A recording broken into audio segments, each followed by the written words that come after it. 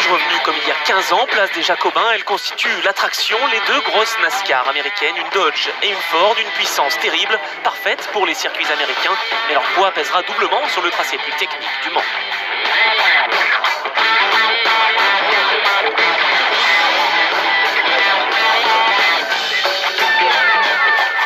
Engagée dans la catégorie IMSA, voici une fabuleuse Chevrolet Corvette V8 7 litres de 650 chevaux. Et puis les autres, 55 au total, qui seront toutes jugées conformes au règlement.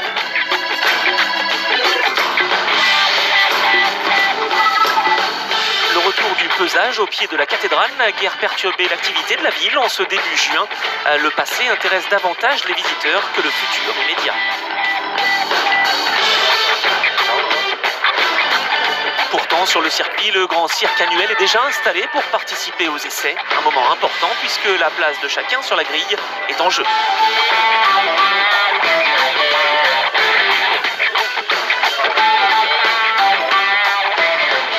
Les mécaniciens des 24 heures du Mans appartiennent à l'élite. Les équipes recherchent leurs compétences, leur précision et leur rapidité.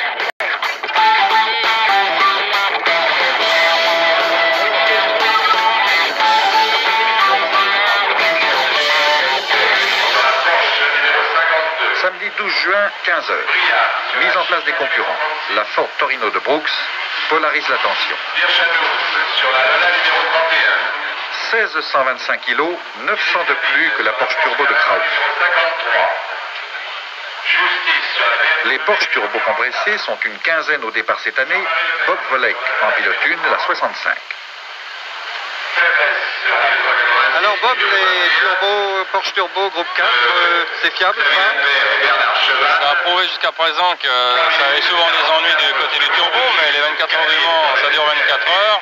Changer un turbo un quart d'heure, donc même si on est obligé de changer un ou deux turbos, c'est pas rédhibitoire au départ, parce qu'il est bien rare qu'une voiture qui participe aux 24 heures du Mans marche comme une horloge du début à l'arrivée.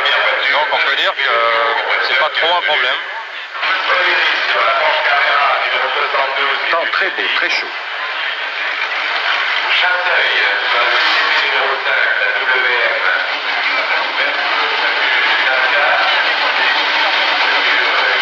Pour l'Alpine Renault, une question se pose. Tiendra-t-elle la distance? Gérard Larousse a donné des consignes précises à ses pilotes. Nous allons d'une part tourner avec un régime moteur qui est beaucoup plus faible que d'ordinaire. On va baisser le régime de 800 tours environ, ce qui va permettre au moteur de souffler un petit peu, surtout dans la ligne droite. Et puis les pilotes ont pour consigne de conduire la voiture comme une jeune mariée, surtout pour les freins et pour la boîte de vitesse. Surtout la boîte de vitesse qui nous fait un petit peu de soucis.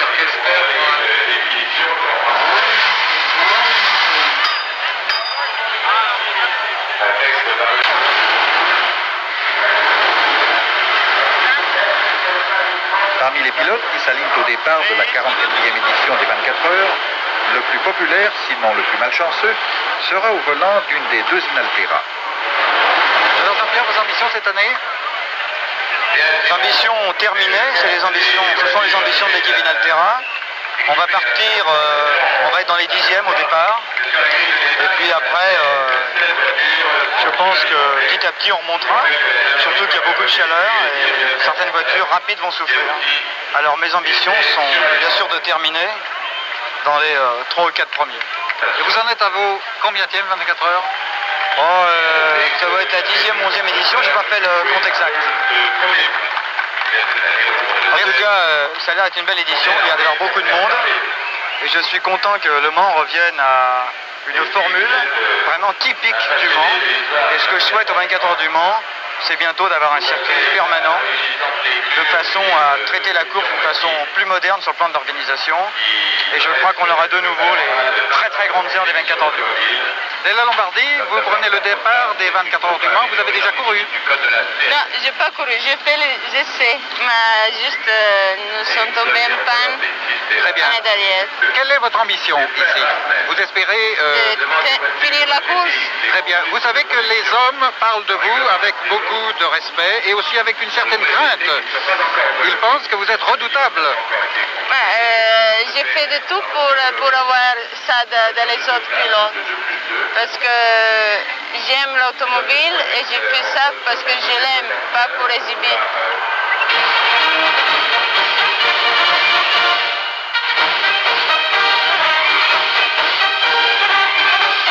Combien de nations sont représentées ici?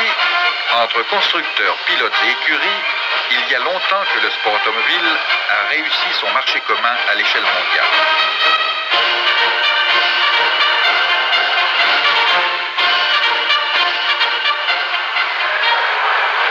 Ils sont partis pour le tour de reconnaissance derrière la voiture du directeur de la course. On garde impérativement les positions de la grille de départ. En tête, l'Alpine Renault numéro 19, Jaboultan Bedolem, et la Porsche Turbo numéro 20 de X et Van Lennep, les deux meilleurs temps aux essais. En deuxième ligne, une Porsche et une Lola. En troisième ligne, une Porsche et une Mirage. En quatrième, une Mirage et une BMW 3.0 CSL.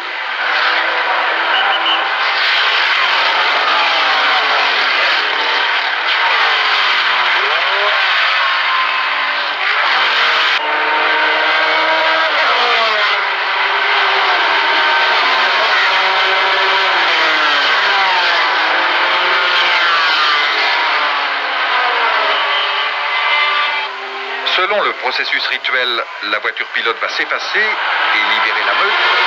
En cet instant précis, la course commence.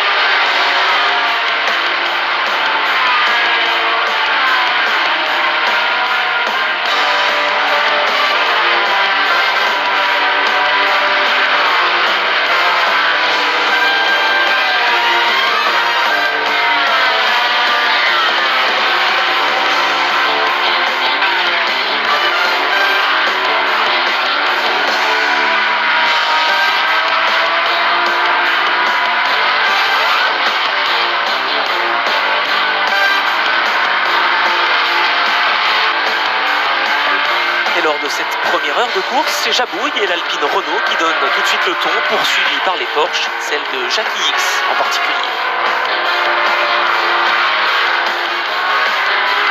La Porsche de Renault Just est juste derrière, celle d'Everts est aux alentours de la 9e position. Au bout de 12 tours, il n'y a plus que 13 voitures dans le même tour, dont la Mirage numéro 10 de La Fosse et Migo.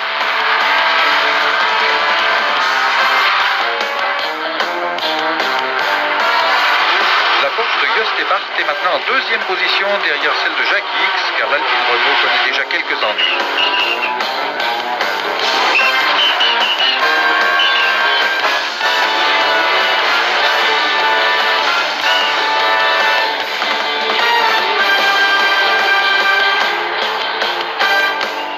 Belle course de Léla Lombardi et Christine Lacremont sur la Lancia Stratos Turbo, alors que la Mirage de La Fosse et Migo repart, bientôt suivie par l'Alpine Renault, qui se trouve en ce moment en troisième position.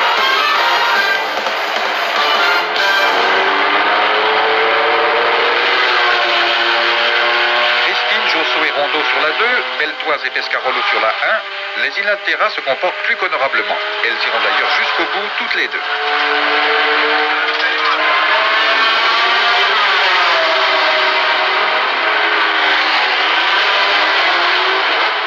Voici la Porsche de tête. X prend la place de Van Lennep, à moins que ce ne soit le contraire. Tout va bien pour eux. Il n'en perd pas une miette, Bernard.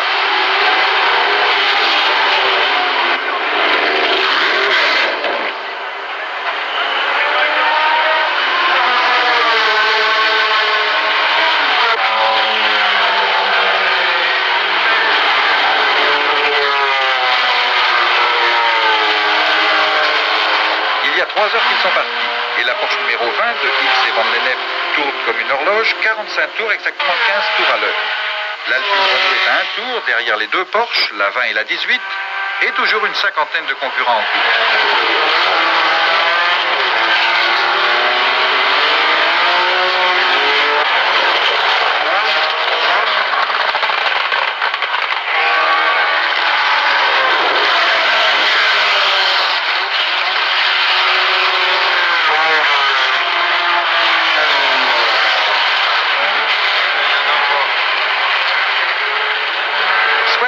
en 4 heures pour X et Van Lennep, une horloge. Ici, la Datsun 260, équipage Buchet, Fabrèche et Allaire. Regardez-la bien, car hélas, c'est elle que le destin choisit aujourd'hui d'offrir en holocauste.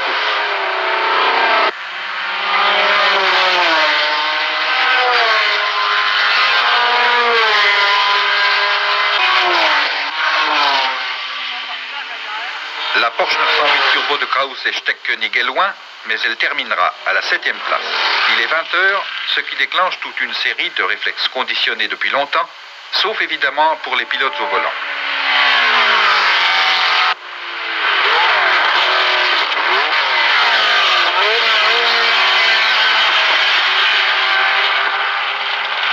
Dernier tour de roue pour la Chevrolet Corvette que pilote Darniche. Obstacle imprévisible, dangereux, mais en amont, les commissaires sont là pour avertir les pilotes. Le commissaire, c'est la base de la sécurité. Le grand rôle du commissaire est en fait de signaler le danger aux concurrents, le danger qu'ils peuvent rencontrer sur la piste après le poste du commissaire. Autrement dit, on a toujours à surveiller la piste en aval de notre position. Et vous signalez le danger par drapeau? Par drapeau uniquement, oui. C'est-à-dire des drapeaux de quelle couleur? Drapeau jaune pour signaler un danger, soit une voiture arrêtée dans la piste.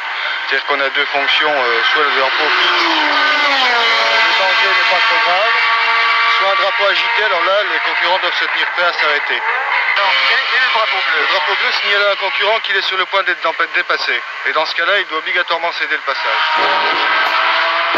Drapeau jaune, car dans les Hunaudières, l'infortuné André Haller a perdu le contrôle de sa Datsun numéro 73. Malgré l'intervention éclair des secours, il n'y avait plus rien à faire pour sauver le malheureux pilote.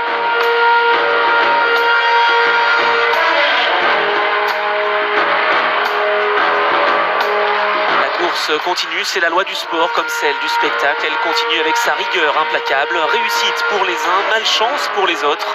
À Mulsanne, le seul point du circuit où les bolides passent au pas, chaque concurrent a son panneau de renseignement qui est en liaison constante avec les stands. 5, 5, 8, je vais passer 6 minutes, il ne va pas s'arrêter.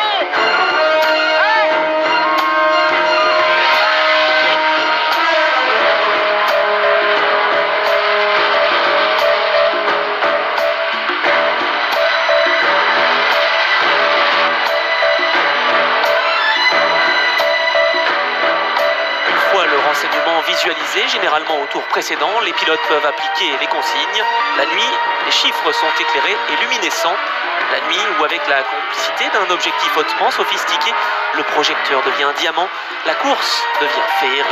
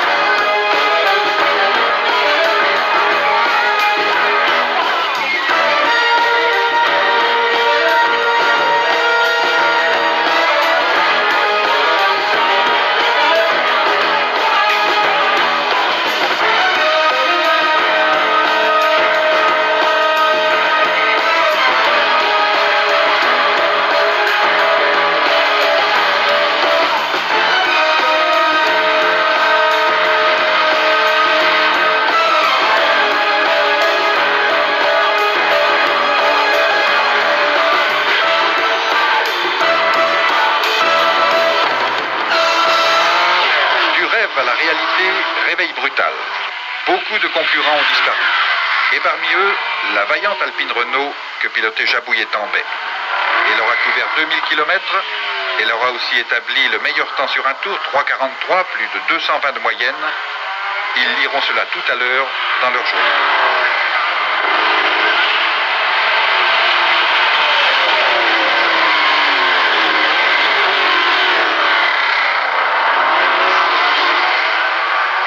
16 juin s'annonce comme un jour de gloire pour les Porsche. Celle de Stommelen et Schurti est en 5e position. Jackie Hicks va relayer Gus Van Lennep. Pour eux, la course baigne dans l'huile. Ils ont 7 tours d'avance sur la Mirage de la Fosse et Nigo. Surprise, la 4e place de la De Cadenet à 15 tours.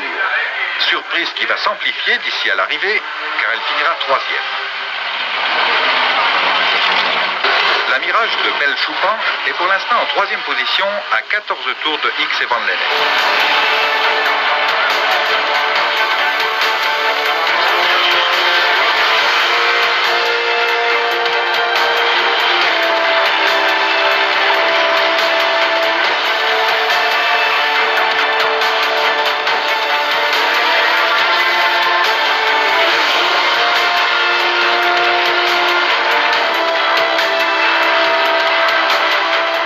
Mais à 11h30, coup de théâtre, il faut changer le turbo de la Porsche de tête. La réparation prend 34 minutes. Heureusement, Hicks et Van Lennep avaient 1 heure d'avance sur leurs concurrents.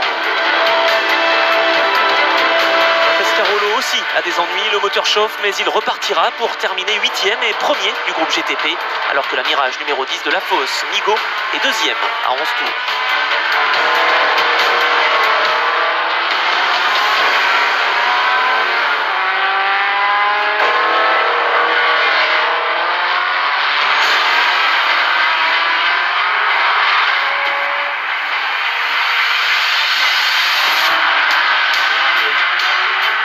La Porsche de Stommelen Schurti a gagné une place, 4e à 14 tours. La course est jouée maintenant. Le temps de saluer l'excellente tenue de la Lancia Stratos Turbo que Léla Lombardi et Christine Dacremont auront fait tourner 24 heures.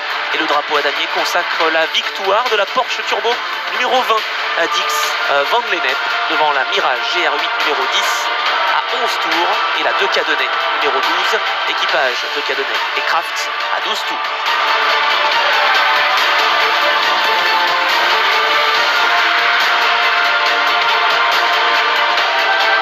Sur 55 au départ, 29 voitures sont à l'arrivée, dont 27 seront classées, ce qui est décidément exceptionnel. Jackie Hicks, Gus Van Lennep, 2 beaux vainqueurs, 2 récidivistes d'ailleurs, 3e victoire au Mans pour l'un, 2e pour l'autre. Ils possèdent à fond toutes les finesses, toutes les subtilités du pilote de course d'endurance. Ils ont été aidés, soyons justes, par leur Porsche Turbo, Porsche qui signe sa 3e victoire au Mans.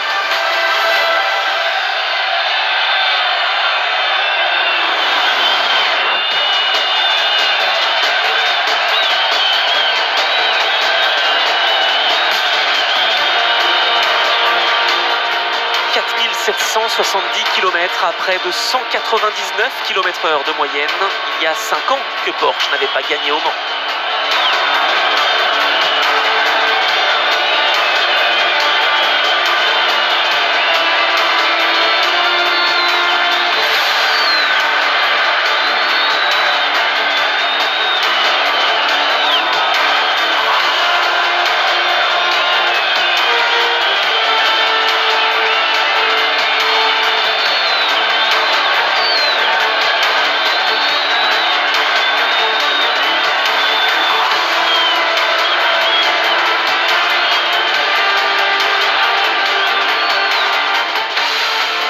Retour au calme pour 51 semaines, la campagne Mansell retourne à sa douceur et à sa quiétude.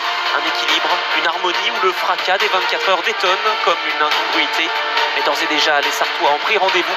Ce sera les 11 et 12 juin 1977.